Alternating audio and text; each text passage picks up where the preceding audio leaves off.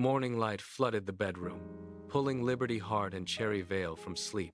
In the bathroom, the abrasive sound of a toothbrush against enamel echoed off the tiles. Valina moved toward the shower, halted mid-step, and lunged. She gripped the camera lens, pulling it inches from her face until the frame was consumed by her features. She stared directly into the glass, her voice sharp. "Sorry, people. YouTube guidelines. Stop shipping Liberty Hart." She shoved the recording device into the hands of Cherryvale, who retreated to the backyard. Outside, the air was cool and smelled of damp earth. Liberty Hart and Sheila were already seated at the wooden table. A stack of pancakes sat in the center, flanked by plates of eggs and bacon. Mugs clinked against the table surface as coffee was poured. Valina joined them, taking a seat between Sheila and Liberty. The morning quiet was replaced by the clatter of forks and the steam rising from the breakfast spread. They ate in the steady rhythm of a household beginning its day, the earlier tension of the camera lens forgotten as the sun climbed higher. The meal ended with the scrape of chairs against the patio stone. Liberty Hart stood first, walking toward the weathered wooden wagon parked near the garden gate. She grabbed the iron handle, testing its weight. It held firm.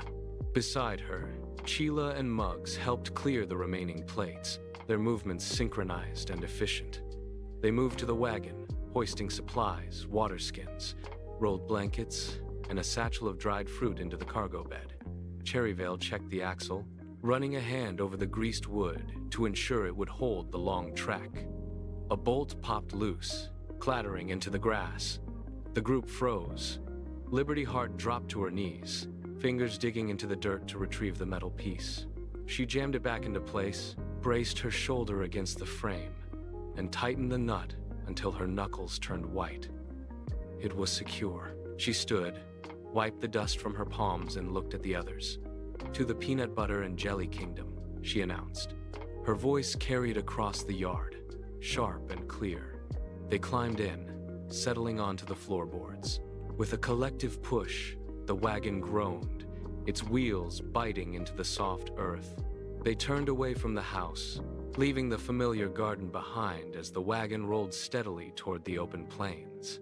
The wagon rolled across the flat, sun-baked plains, the rhythmic thud of wooden wheels against dirt providing the only soundtrack. Liberty Hart gripped the front handle, eyes fixed on the horizon where the land met a cloudless sky. Without warning, the air in front of them shrieked.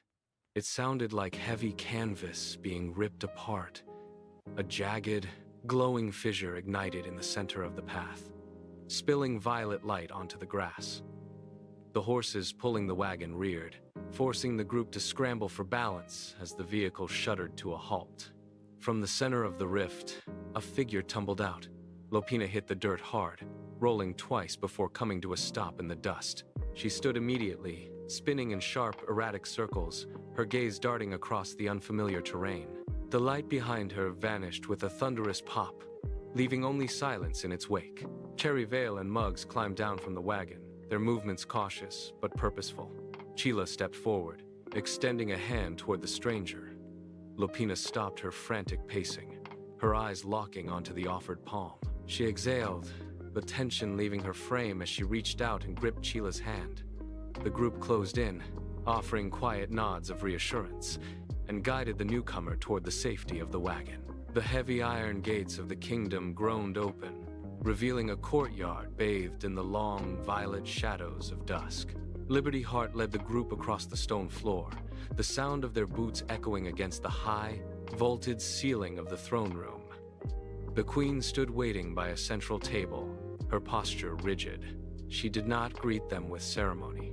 Instead, she pointed to a sprawling parchment map, her fingers trembling as she traced a jagged blue line representing the river. "A creature is tearing down our dam," she said, her voice strained and thin. "If the structure fails, the entire valley will be lost." The silence that followed was heavy. Cherryvale and Muggs stepped closer to the table, their expressions hardening as they inspected the marked location of the ruins. Sheila and Lopina exchanged a sharp, knowing look. The fatigue of their long journey seemed to evaporate. replaced by a sudden, cold clarity. Liberty Heart reached out, placing a firm hand on the edge of the map. She looked at the Queen and gave a single, decisive nod.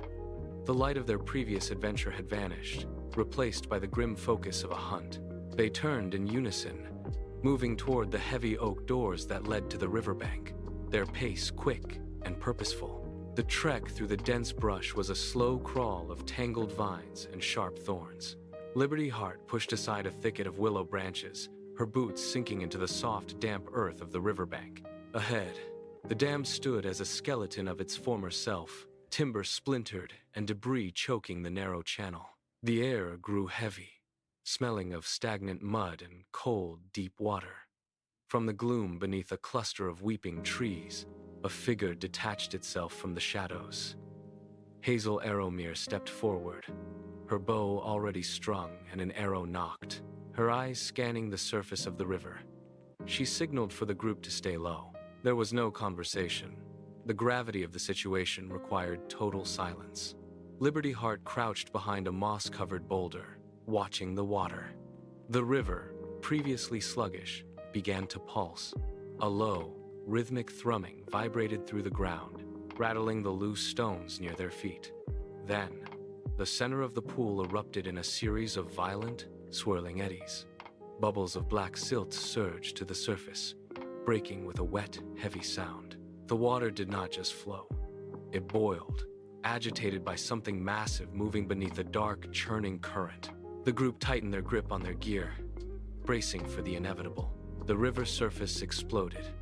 A massive, scaled creature breached the water, its bulk crashing into the remaining timber of the dam with a sound like splintering bone. Wet wood flew into the air, raining down on the riverbank. The beast whipped its tail, the force of the movement carving a trench through the mud. Liberty Heart lunged to her right, her boots slipping on the slick silt as a serrated claw swept through the space she had occupied a fraction of a second before. The wind of the strike whistled past her face. She hit the ground, rolled, and scrambled back to her feet, her chest heaving. Cherryvale, Sheila, and Muggs scattered as the creature surged forward, its scales clattering against the rocks. The dam was gone, replaced by a wall of thrashing muscle and iron-hard claws. The beast let out a low, guttural vibration that shook the very ground beneath the group. Liberty Heart gripped her footing, her eyes locked on the creature's shifting momentum, while the others scrambled to find cover behind the jagged ruins of the riverbank. The silence of the forest was replaced by the roar of the river and the screech of the monster as it turned its focus toward the group. Chaos was total, and the hunt had begun. The beast roared, a wet, guttural sound that sprayed silt across the bank.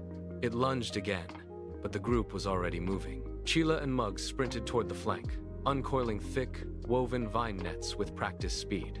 They hurled the heavy mesh toward the creature, the fibers whistling as they fanned out in midair. The beast twisted, its claws snagging the vines, but the weight of the weave dragged it downward against the slick river stones. Hazel Arrowmere did not hesitate.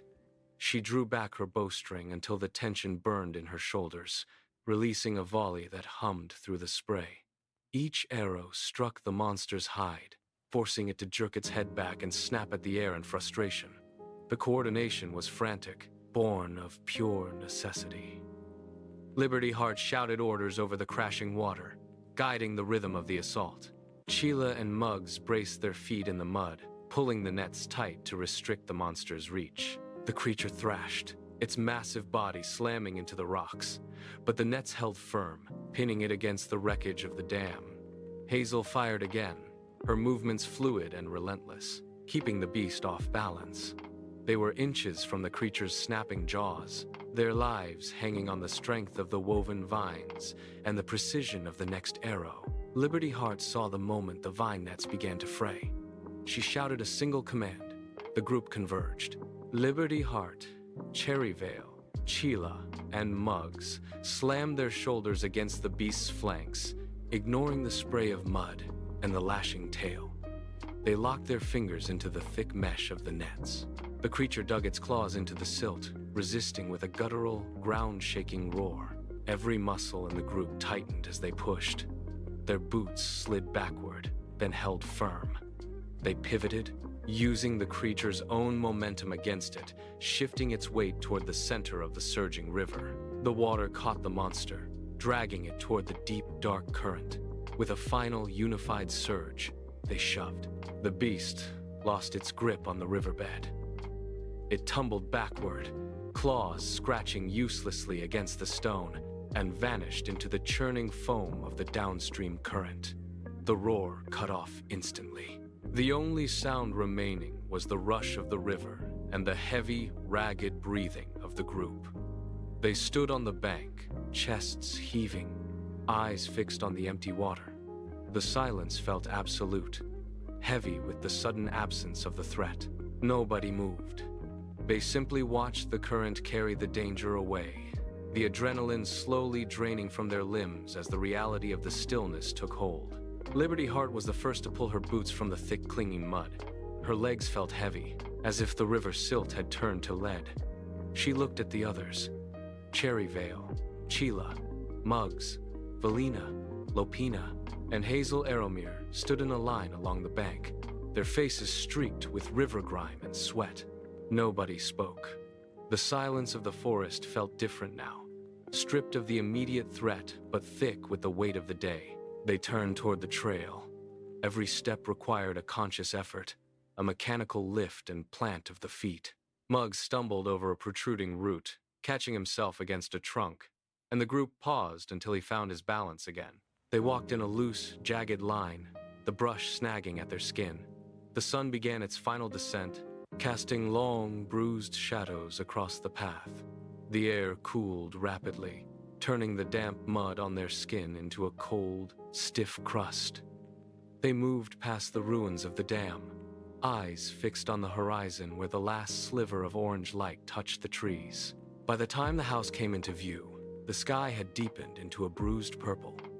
They reached the porch steps, their movements slow, deliberate, and entirely drained of the frantic energy that had carried them through the river fight. Liberty Heart crossed the threshold and moved straight to the stove. She struck a match, the hiss of the gas burner cutting through the quiet kitchen. She placed a heavy pot over the flame, stirring in chunks of root vegetables and broth. The steam began to rise, carrying the sharp, savory scent of cooking food into the air. In the living room, the others had stopped fighting their exhaustion. Cherry Vale, Sheila, Muggs, Valina, Lopina, and Hazel Aromir sank into the cushions of the sofa, their bodies sagging as the tension finally left their muscles. The floorboards creaked under the weight of their stillness. Liberty Heart carried the bowls into the room, setting them down on the low table without a word. She took her place at the end of the sofa. With a flick of a remote, the television light washed over the room, casting rhythmic, flickering shadows against the walls. They ate in the dim light, the sound of spoons against ceramic, the only noise in the house. The chaos of the river and the threat to the kingdom felt miles away. They sat shoulder to shoulder, eyes fixed on the moving images on the screen, the warmth of the meal settling the cold ache in their bones as the last of the day faded into total night.